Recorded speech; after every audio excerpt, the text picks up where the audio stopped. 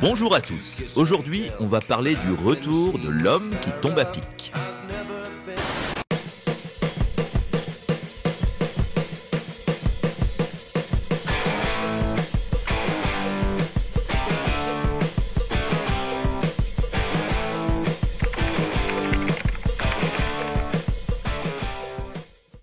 L'époque actuelle est au recyclage et on peut dire que l'industrie du cinéma maîtrise parfaitement le concept. Le réservoir des années 70 ayant déjà été bien siphonné avec des remakes de Starsky et Hutch, Mission Impossible, Drôle de Dame, Chapeau melon et bottes de cuir, Chérie fais-moi peur ou encore Les Mystères de l'Ouest, ce sont désormais les années 80 qui ont le vent en poupe.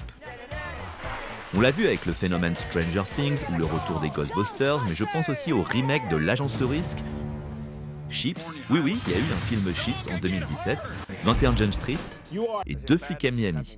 Eh bien, croyez-le ou non, c'est à présent au tour de l'homme qui tombe à pic de se voir proposer un lifting à 125 millions de dollars. L'homme qui tombe à pic a été diffusé pour la première fois en France dans l'émission Dimanche Martin sur Antenne 2 le 19 septembre 1982. 3 ans après la fin de L'homme qui valait 3 milliards, Lee Majors retrouve un rôle à sa mesure avec le personnage de Colt Seavers, un cascadeur chasseur de primes qui réside dans un chalet situé sur les hauteurs de Los Angeles.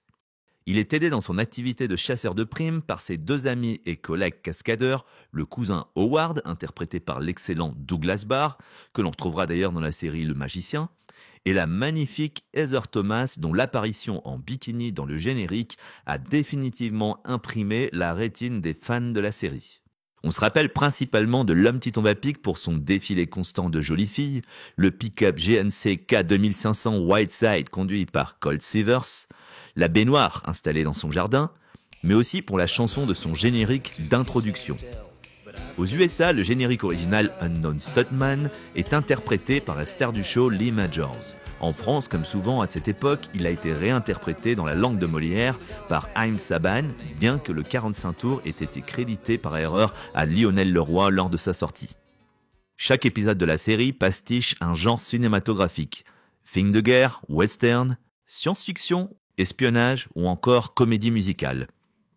La série est aussi et surtout un véritable hommage au métier de cascadeur. En plus des cascades réalisées pour la série, des images d'archives de scènes d'action de films de la 20th Century Fox sont insérées au sein des épisodes, ainsi que dans le générique.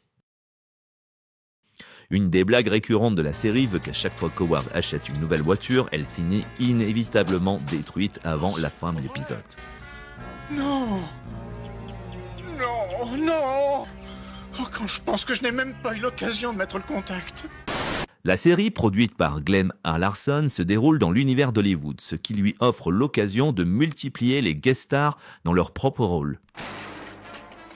Notre héros croise ainsi Lou Ferrigno en plein tournage de l'Incroyable Hulk, mais aussi Tom Selleck, Hervé Villechaize, James Coburn, Heather Locklear, Sugar Ray Robinson, André le Géant, Farrah Fawcett qui sortait tout juste de son divorce avec Lee Majors, Latoya Jackson, Tony Curtis, Richard Kiel ou encore David Carradine.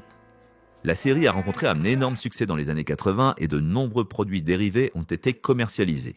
Malgré ce succès passé et contrairement à l'Agence de risque ou MacGyver, l'homme qui tombe à pic semblait pourtant avoir été quelque peu oublié par le grand public. Peut-être un peu moins culte que les 2 autres, la série n'a jamais bénéficié d'une édition intégrale en DVD et Blu-ray. Seules les 2 premières saisons sont disponibles dans des éditions étrangères alors qu'en France, il faudra se rabattre sur le piratage. Alors même s'il est vrai que les premières rumeurs d'une adaptation au cinéma avaient circulé dès le début des années 2000, avec George Clooney et Jason Statham dans les rôles respectifs de Colt Seavers et Howard, on pensait cette idée morte et enterrée. On sait bien que ce type de projet finissent la plupart du temps au fond d'un tiroir poussiéreux. Je pense notamment à L'homme qui valait 3 milliards de Mark Wahlberg ou au Manimal de Will Ferrell. On ne pouvait donc être que surpris lorsqu'en 2022, Universal a confirmé la sortie du film.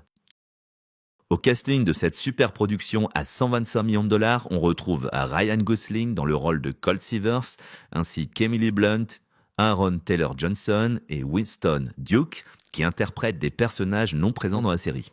Vous l'avez compris, il s'agit ici d'une adaptation qui prend ses distances avec son modèle des années 80. Si le personnage interprété par Emily Blunt porte bien le prénom de Jodie, ce n'est ici qu'un clin d'œil à Jodie Banks pour satisfaire les fans. Elle n'est pas cascadeuse, mais une réalisatrice de films. Le cousin Howard est malheureusement lui aussi aux abonnés absents. On notera que l'époque a bien changé, puisque c'est désormais Ryan Gosling qui est sexualisé dans une scène de la bande-annonce, tandis que les femmes se délectent de son corps musclé. Bon, pas de quoi non plus fouetter un wok. À la réalisation, on retrouve David Leitch qui a précédemment officié sur John Wick, Deadpool 2, Hobbs & Shaw et Bullet Train. Tout comme l'était la série, le film se veut être une déclaration d'amour au métier de cascadeur. Les effets spéciaux ont ainsi été réalisés à l'ancienne avec des practical effects et des séquences d'action chorégraphiées au millimètre. Exit donc les fonds verts à la Marvel, on nous annonce déjà que le film a battu le record du plus grand nombre de tonneaux réalisés par une voiture avec 8 tonneaux et demi.